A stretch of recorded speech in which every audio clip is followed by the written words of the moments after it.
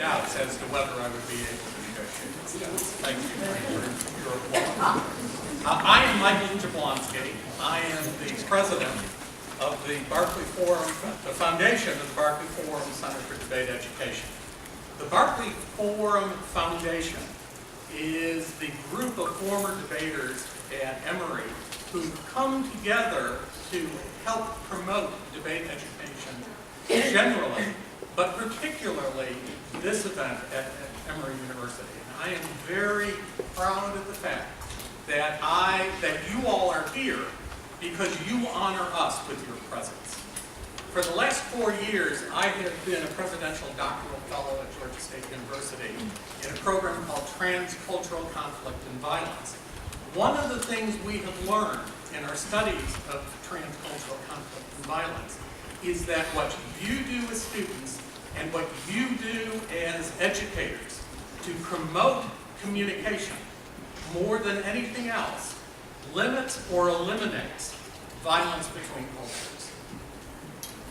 So I want to thank you for honoring us with the work we do at Emory, but also I want to thank you for engaging in an activity that, more than anything else, is designed to promote peace and understanding.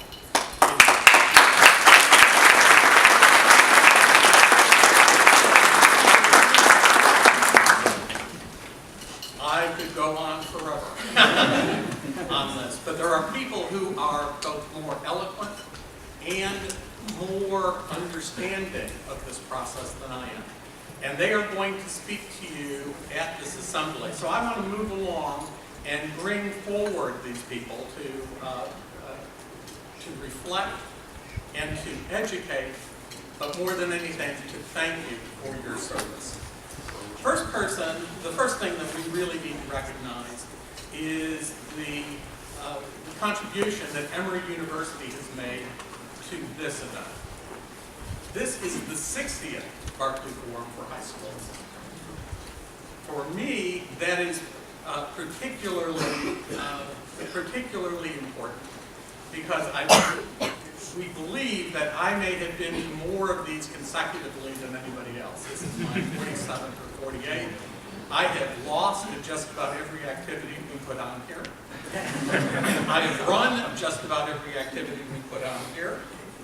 But more than anything, I have watched students come to this activity, and whether or not they are successful, go forth and do important things in government, do important things in business, do important things that help promote peace in the world. So I want to thank you for being at the 60th Barclay Forum. I'll tell you a brief story on how long ago that was. The second tournament, Barclay Forum tournament that I ever attended, the week following the tournament, my brother, who's here in the back, was born, then came and competed in this tournament, and then came and helped run this tournament, and is back to help run it again. Why does this tournament have such a draw? It is not just your quality, it is not just the quality of this tournament, but it has a lot to do with the vision of Emory University. So it is only appropriate that you be welcomed by the university, and to do that, I would like to recognize Chris Kellner, the Associate General Counsel for Intellectual Property at Emory, and an alum of the Barclay Forum and the Barclay Forum for high schools. Chris?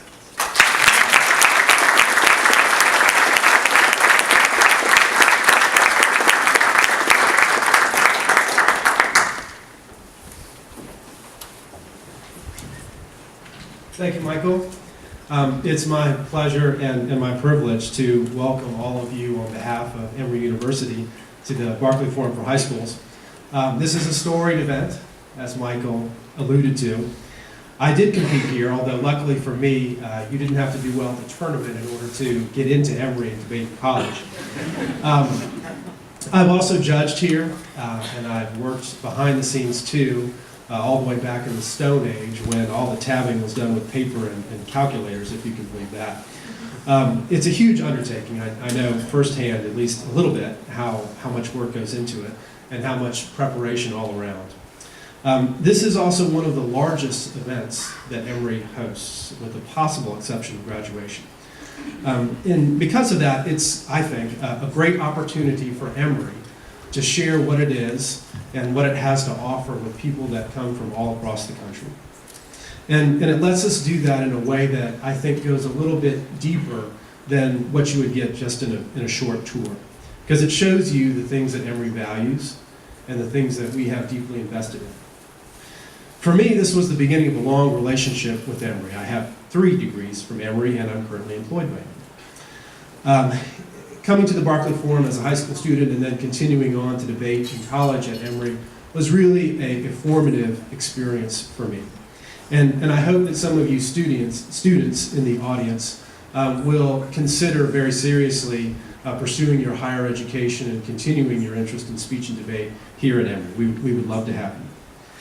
I'm a bit biased, as you won't be surprised to hear in light of all the degrees I have from Emory, but it really is a wonderful place. And as to debate in particular, what Melissa and her colleagues have built is second to none, and I really mean that. There's no other place you could go that will treat you better and give you more opportunities if you have a passion for speech and debate and you want to continue that in college.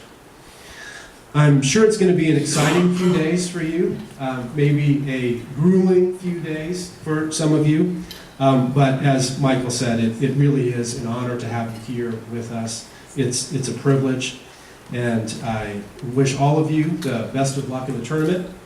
I hope that your time here at Emory is fun and rewarding, and I do hope that we will see many of you back here in years to come. Thanks.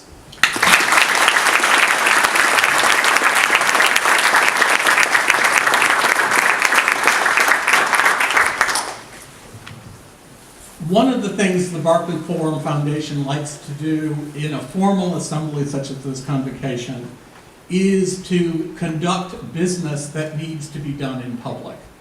One of the pieces of business that we will do during this tournament is the next presentation, and that is the presentation of the Warren Aiken Outstanding Alumni Contributions Award.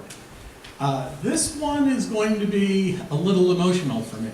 Not only because I knew Warren Aiken very well, and he was both a friend and a study colleague for a while, but also because the person I'm about to introduce to present the award was, maybe more than anybody, the person who convinced me when I was in college that I could do well as an academic, that I could do well as a debater, and that eventually I could do well as a lawyer. Unfortunately, he was only correct on one of the 3 predictions. But we have remained close friends ever since. So I would like to introduce at this time Larry Woods, who graduated from Emory in 1964. Larry is a prominent civil rights attorney. He would like to say from Tennessee, but Larry's fame actually is national. Larry?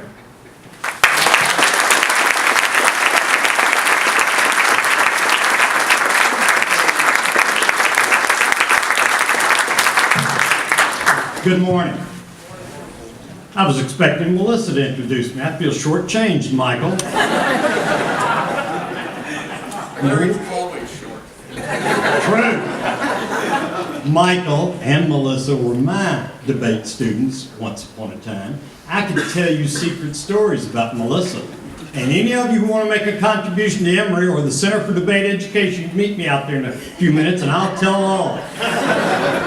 See, Melissa, I'm trying to help you every time. But I'm really here to celebrate the achievements and celebrate the performance of Dr. E. Culpeper Clark. A year ahead of me at Emory on the debate team, none of our colleagues would have recognized E. Culpeper Clark. He's Cully Clark to all of us. Cully Clark has been a vital part of the Barclay Forum for almost its entire 65-year history. As a debater, as a debate coach, as an educator, as an administrator, and along with Lily Correa, another one of my students I'll sell stories about for enough money for the foundation. Along with Lily Correa, they kickstarted the $2 million fundraiser to establish the Center for Debate Education. We're very proud of him. He's used his forensic skills and debate research talents all his life to advance social justice. And the speeches he's made around the country, the books he's written, especially The Schoolhouse Door, about the history of the integration of the University of Alabama in modern times, and use those debate skills that he displayed so prominently in high school and college to help break down racial and gender and other negative barriers, starting right here at Emory in the early 1960s, when he quietly helped and mentored the diversity on the debate team by breaking down those barriers and bringing in great debaters and great people like Susan Cahoon and Marcia Houston, Lily Correa, Mark Frankel, and a host of others right up through to the present time that benefit from that heritage and history that Cully helped to establish, along with Susan Tillman Pelham, Glenn Pelham, and a couple other people I'll mention here in a minute. You know, the Emory's Barclay Forum, partly through work in those days of Cully Clark, became recognized today as the top debate organization of the universities in the nation. And the alumni of the Barclay Forum are one of the most dynamic, activist alumni groups in the nation. We're proud of our debate history. We want it to continue, and Cully's been one of the prominent people that has helped it do so. Cully's had so many successes in life. He's been outstanding teacher of the year, outstanding administrator, outstanding alumni of the DSR-TKA College Forensics Organization. He just retired as Dean of the Henry Grady School of Journalism. He's not even a journalist, he's a historian, a communications guy. But they wanted him bad enough, they made him Dean of the Journalism School.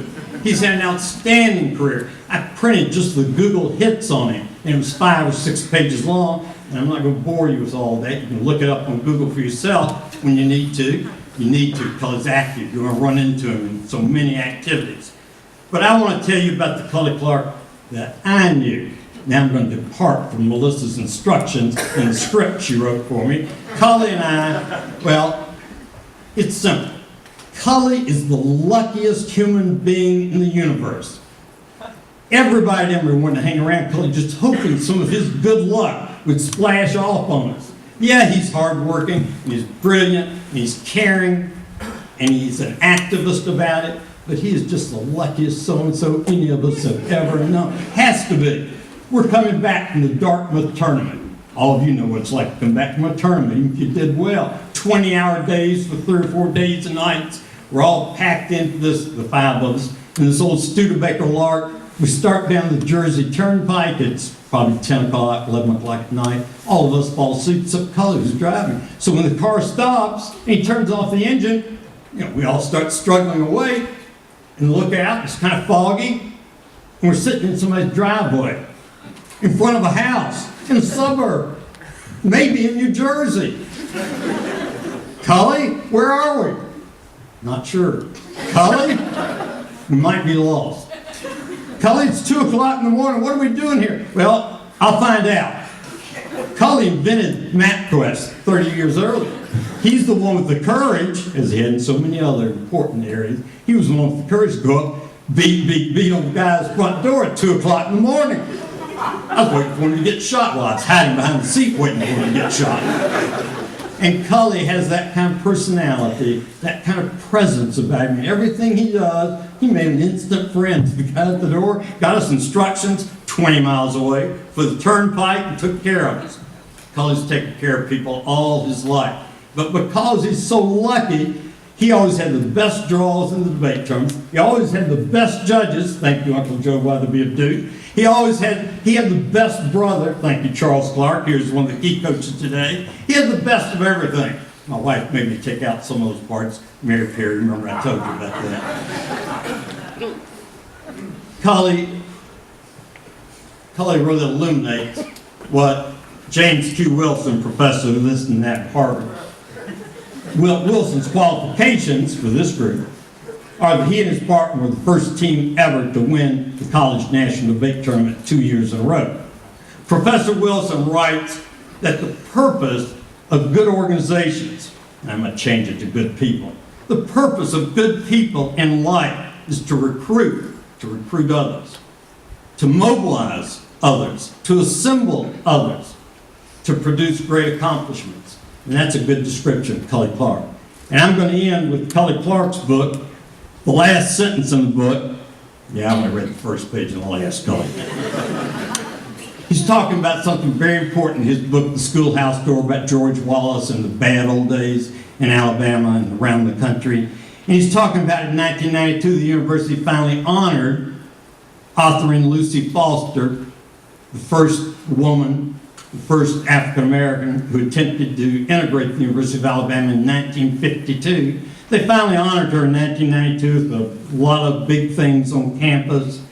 And Cully concludes with, "It was a day to celebrate." Well, Cully, today is a day to celebrate as we award you the Warren Aiken Outstanding Alumni Contributions Award. Come up and we'll celebrate with you.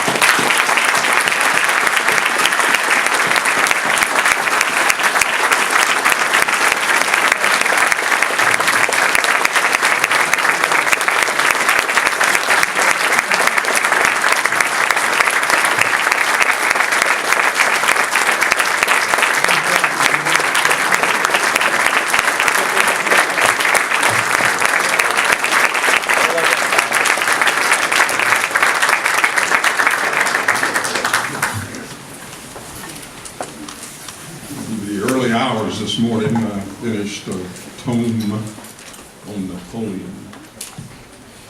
And in the last several pages have the following line.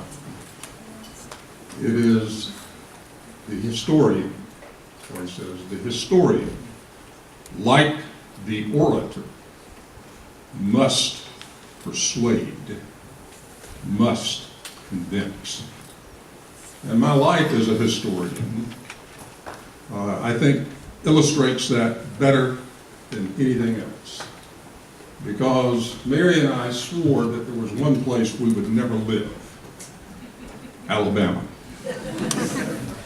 We spent 35 years there. And I wrote about that family in the book that Larry was just talking about.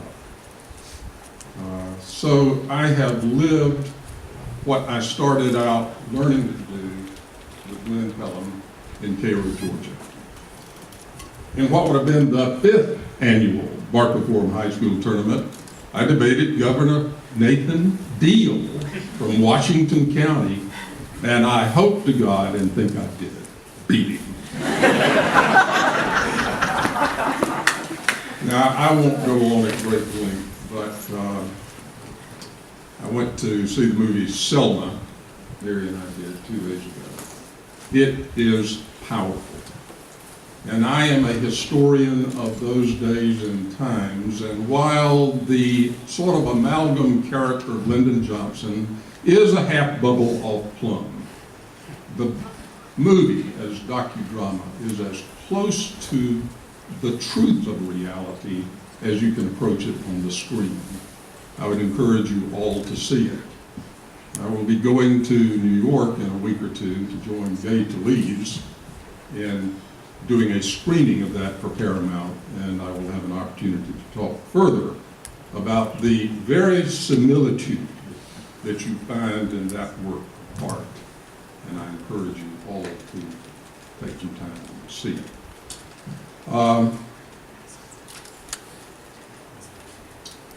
50 years ago, I was finishing up at Emory, soon to embark on my journey with Mary, and I was here with the most wonderful people on the face of the earth, Larry Woods, I include, my brother Charles,